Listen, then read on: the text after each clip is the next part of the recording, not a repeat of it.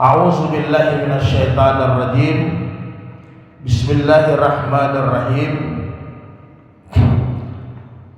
Walladzina hum li furujihim hafizun anil haram.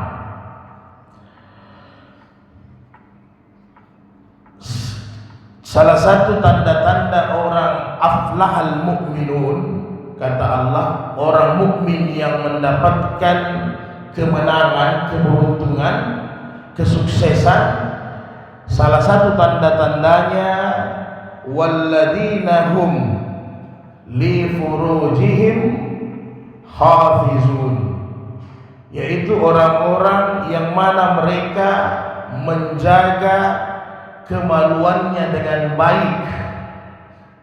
Jadi orang-orang yang menjaga kemaluannya dengan baik, yaitu apa? Anil haram, dari perkara-perkara yang diharamkan oleh Allah Subhanahu wa taala.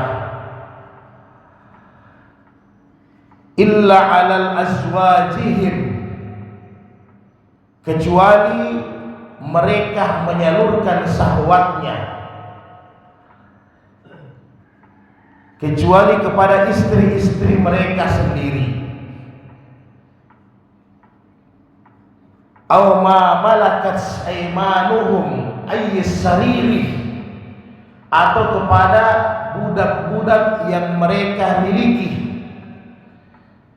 Budak-budak yang mereka miliki itu statusnya status milkul yamin. Kemudian fa innahum ghairu ma'lumin, kalau mereka auratnya dijaga dengan bagus kecuali kepada istrinya, budaknya, maka mereka salurkan hanya di dua tempat itu, maka hal itu adalah hal yang wajar, maklum, itu sudah fitrah.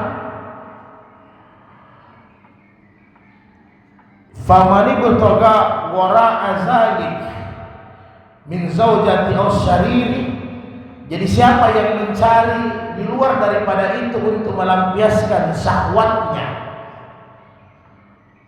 di luar daripada itu untuk melampiaskan syahwatnya, maka faulaika humul adun, maka merekalah orang-orang yang melampaui batas.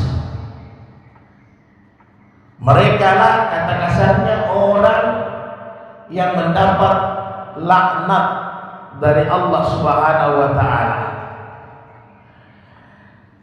Jadi saudaraku yang berbahagia, li furujihim hafizun, menjaga kemaluan, jumhur ulama satu di semua tafsir, termasuk yang kita baca pada subuh hari ini, menjaga kemaluan satu adalah kemaluan laki-laki zakarnya, demikian juga perempuan. Dijaga kemaluan itu dengan baik, ada caranya untuk dilampiaskan. Kemudian yang kedua, menjaga kemaluan adalah menjaga aurat kita dengan sebaik-baiknya. Ada batasan-batasannya yang telah diatur oleh Allah dan Rasulnya, karena kita manusia punya aturan. Jadi saudaraku yang berbahagia, kalau istri-istri sudah jelas melalui akad perkawinan yang sah, kemudian tidak mahram tentunya, itu sudah kita maklum. Di zaman Nabi ada budak-budak yang dimiliki, itu bisa digauli. Hanya untung alhamdulillah berkat Islam sekarang kita tidak rasakan perbudakan. Kalau andainya kita rasakan perbudakan, agak lumayan. Itu perbudakan bisa didapatkan lewat peperangan karena musuh kalah. Kemudian yang kedua, lewat kita membeli budak itu. Yang ketiga, biasanya kita dihadiahkan.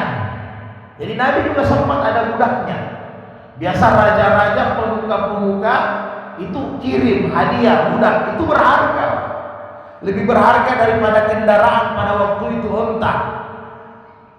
Onta itu jenisnya kan banyak, mau dia modelnya Baidah, onta besar, Jamal, onta laki-laki, Ibli, onta remaja, yang jelas nilainya lebih di atas daripada onta.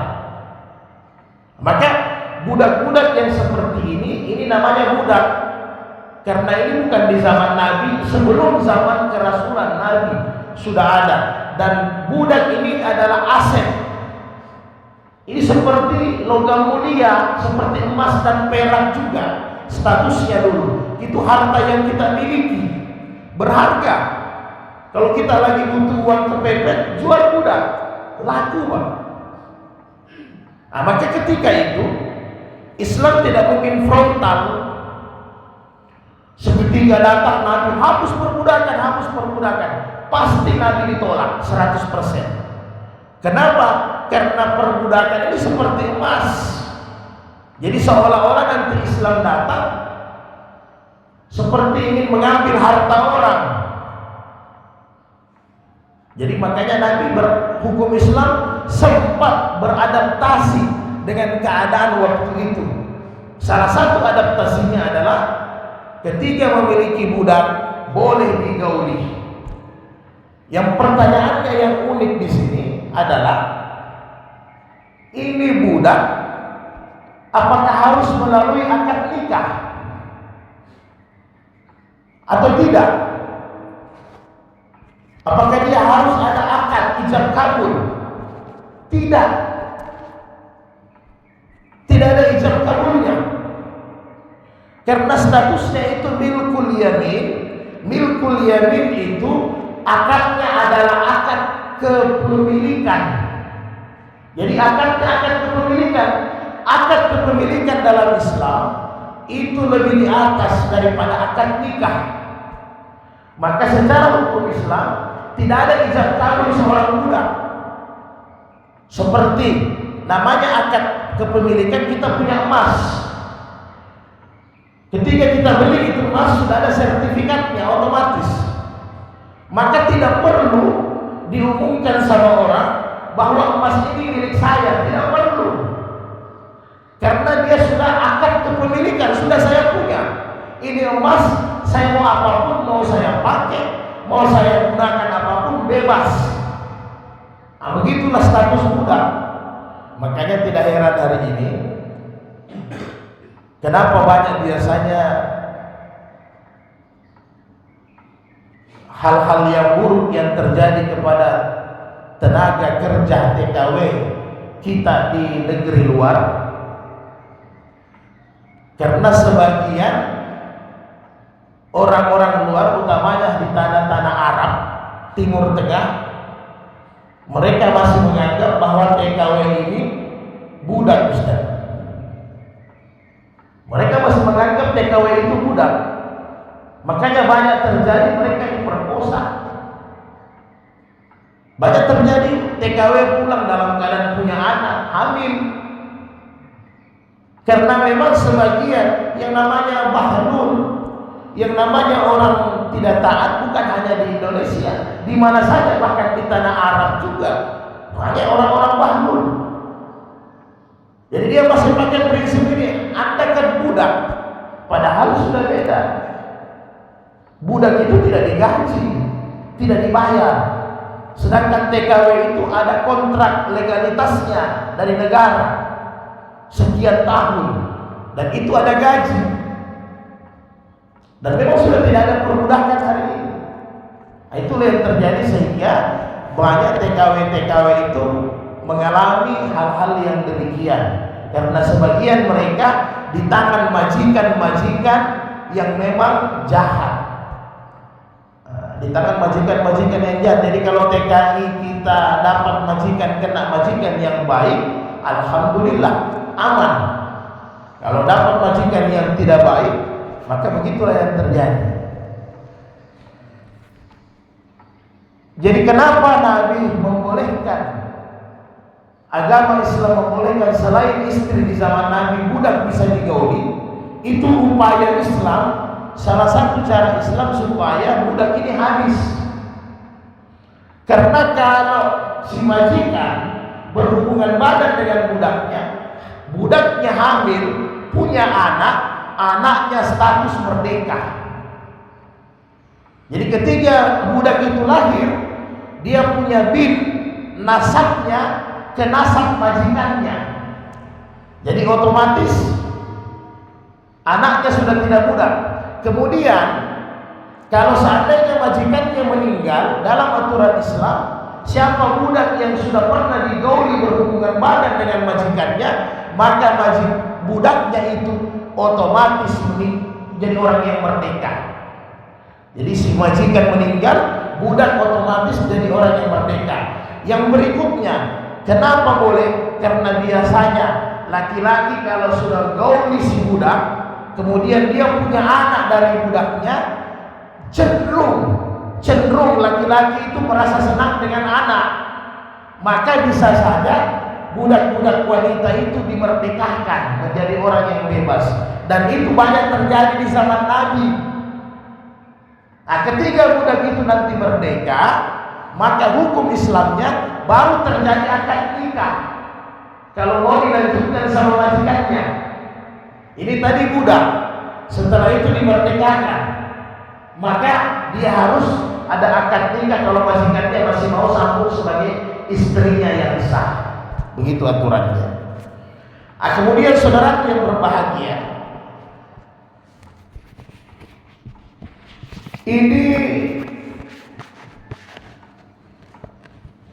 mencari jalan untuk memenuhi syahwat. Menurut Imam Syafi'i, ayat ini wallazina hum li furujihim hafizun, di luar daripada istri. Di kitab-kitab fikih Imam Syafi'i menjelaskan bahwa ini adalah istimna, salah satunya. Istimna itu apa? Bahasa modern sekarang masturbasi. Kalau bahasa yang juga sering kita dengar di kesehatan apa? Onani. Ini ayat menurut Imam Syafi'i mengharapkan orang untuk onani. Istimna itu apa? Dalam bahasa agama, kata Rasulullah, la'nallahu man nakaha yada. Allah melaknat seseorang menikah dengan tangannya. Ini baik laki-laki maupun perempuan, banyak terjadi. Maka kata Rasulullah, yaji'un nakihu yadahu yawmal qiyamati wa yaduhu hublah. Nanti di hari kemudian, orang-orang yang suka menikah dengan tangannya sendiri, maka dia datang, kata Rasulullah, di hari kemudian dengan yaduhu hublah, tangannya terikat. Jadi sehingga dijelaskan nanti di hari kemudian, orang-orang yang datang dengan tangannya terikat berarti ini yang paling banyak melakukan istimna. Nah, ini pemuda-pemuda kita disampaikan, diingatkan. Makanya kata Nabi, kalau kalian mampu falyatazawwaj, nikah. Kalau tidak mampu nikah, ya puasa. Orang ahli kesehatan sampaikan banyak bergerak, banyak cari kesibukan. Ini bukan hanya pemuda, laki-laki yang sudah menikah juga begitu, juga sebaliknya. Kalau dia pisah jauh dari suaminya, pisah jauh dari istrinya, ini bisa terjadi. Bahkan kata Rasulullah dalam hadis hasan, sab'atun la yanzurullahu ilaihim yawmal qiyamah an-nakihu yada. Ada 7 dosa yang mana nanti di hari kemudian seseorang itu tidak dipandang oleh Allah Subhanahu wa taala. Kata ahli hadis, tidak dipandang di sini, dia tidak dapat masuk surga kecuali dia bertobat. Salah satunya an-nakihu yadahu, orang yang selalu masturbasi, nikah dengan tangannya sendiri, bersenang-senang dengan tangannya sendiri. Maka ijma ulama 4 mazhab, 3 mazhab Imam Syafi'i, Imam Malik dengan Imam Hambal otomatis mengharamkan onani, kecuali Imam Abu Hanifah. Imam Abu Hanifah mengatakan apabila dalam keadaan darurat, sebagaimana kaidah fikih irtiqabu ahaffi dararaini, kaidahnya adalah mengambil perbuatan yang lebih ringan dosanya dari 2 mudarat, dari 2 dosa. Misalnya apa kata Imam Abu Hanifah? Seorang suami tiba-tiba istrinya dalam masa nifas atau haid, maka Imam Hanafi mengatakan jangan sampai dia terjerumus kepada zina, maka istrinya berkewajiban menyenangkan suaminya. Jadi Imam Abu Hanifah katakan, ya namanya ilmu hukum harus kita sampaikan. Imam Abu Hanifah mengatakan istrinya yang menyenangkan suaminya. Artinya apa? Istrinya yang mengeluarkan sperma suaminya. Begitu kira-kira Pak. Nah, jadi istrinya, Imam Abu Hanifah bilang boleh, tapi harus istrinya. Karena apa? Zalim laki-laki, seolah-olah dia mengkhianati istrinya. Dan ini penyakit bisa sampai masa tua, bisa sampai masa tua. Jadi na'udzubillah min zalik. Semoga kita terhindar, karena banyak dosa-dosa besar yang berhubungan yang begini sudah kita bahas. Selain ini masturbasi, ada lagi namanya wanakihu bahimatin, orang yang bersetubuh dengan binatang-binatang, ya. Kemudian ada juga wanakihu marrati min duburiha, sudah pernah kita bahas, suami yang menggoli istrinya melalui dubur, melalui pantat. Itu haram, hukumnya sama, dilaknat, dosa besar. Demikian juga seseorang yang menikahi ibunya dengan anaknya. Jadi itu kita nikahi janda sekaligus dia gauli anak dengan ibunya. Ini zina, zina yang tinggi dosanya. Kemudian yang lalu juga kita sudah bahas, laki-laki dengan laki-laki, homoseksual, liwat, lesbian, perempuan dengan perempuan, LGBT. Ini dosa-dosa yang sangat besar. Kemudian berzina dengan istri tetangga. Nah, ini paling banyak ini sekarang. Berzina dengan istri tetangga, dengan perempuan yang kita kenal. Ini lagi tren sekarang. Sampai ke desa-desa Pak Ustaz. Guru dengan sesama guru, guru dengan murid berzina, bahkan berapa di media sosial didapat di toilet.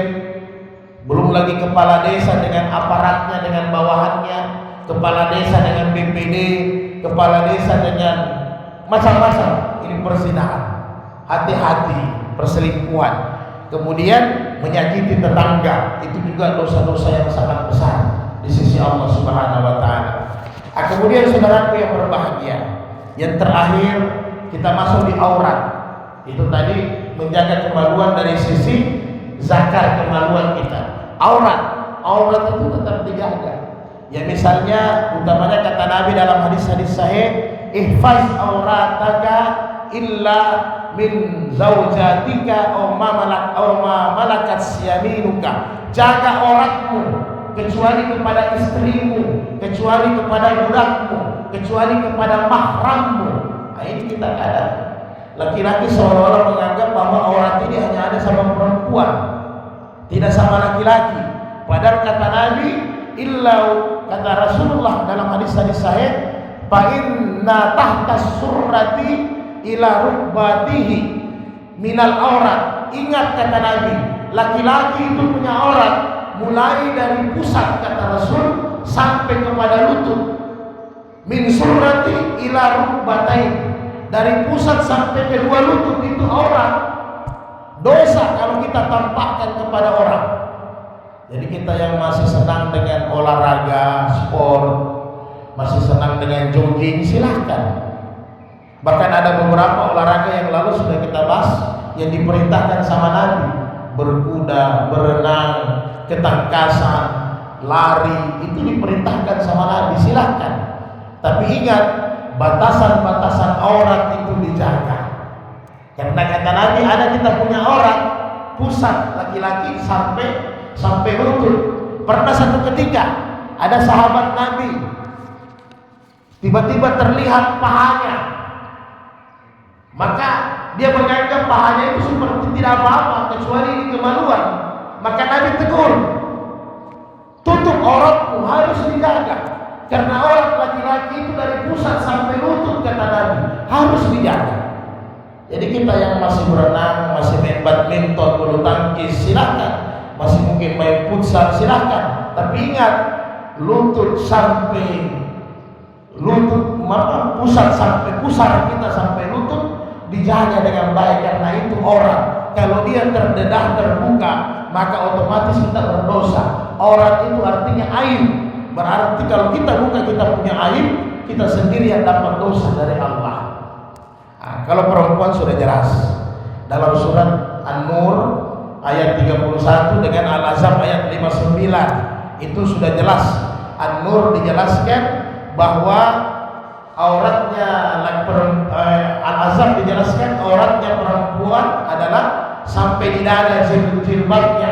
Kemudian setelah itu disempurnakan di Al-Ahzab, bagus lebih daripada dada, lebih panjang, lebih bagus. Kenapa? Karena sekarang juga kalau wanita-wanita kita pakai jilbab betul sampai di dada, sudah ada ayatnya, hanya bajunya sempit. Ini yang bermasalah, sampai di dada tapi bajunya sempit. Jadi dulu di zaman Nabi ada datang iparnya, saudaranya Aisyah Asma binti Abu Bakar, datang bertamu ke rumahnya. Maka Nabi lihat jilbabnya sudah bagus, tapi bajunya tipis. Maka apa Nabi sampaikan? Ya Asma, wahai iparku, Islam itu suruh selain menutup kepala, bajunya harus longgar, kemudian jangan tipis sehingga menampakkan tubuhnya, kecuali kata Nabi ma zahara minha, dalam ayat ma zahara minha, apa yang bisa tampak, apa yang bisa kelihatan dari wanita, illa wajhihi au kaffaihi, kecuali mukanya boleh dengan telapak tangannya. Jadi telapak tangan, kata ulama mazhab, telapak tangan depan dengan telapak tangan belakang itu boleh tampak, wajahnya juga boleh tampak. Itu batasannya. Ada sekarang kita punya, masih lumayan banyak.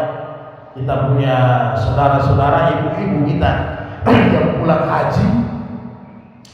Ini jadi problem juga Pak Ustaz.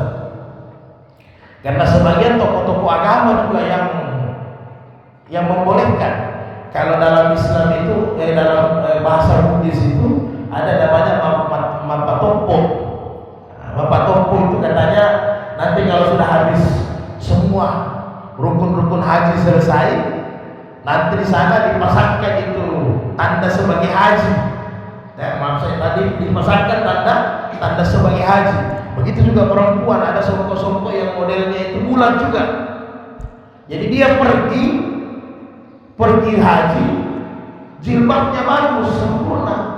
Pulang haji, lehernya sudah kelihatan semua. Nah ini juga masalah. Kenapa? Karena sebagian mengatakan ini harus dikenakan. Padahal bukan itu intinya. Intinya setelah kita melaksanakan ibadah haji, berarti ada tanggung jawab yang lebih besar. Berarti agama harus lebih sempurna. Ini sebaliknya, lebih terbuka lagi. Padahal itu aurat itu dosa. Dan ingat, orang yang berbuat dosa, orang yang paham. Kita yang sudah sembahyang, kita yang sudah puasa Ramadan, kita yang sudah naik haji, itu pasti 2 kali lipat dosanya karena kita sudah mengerti. Jadi kira-kira demikian saudara-saudaraku yang berbahagia.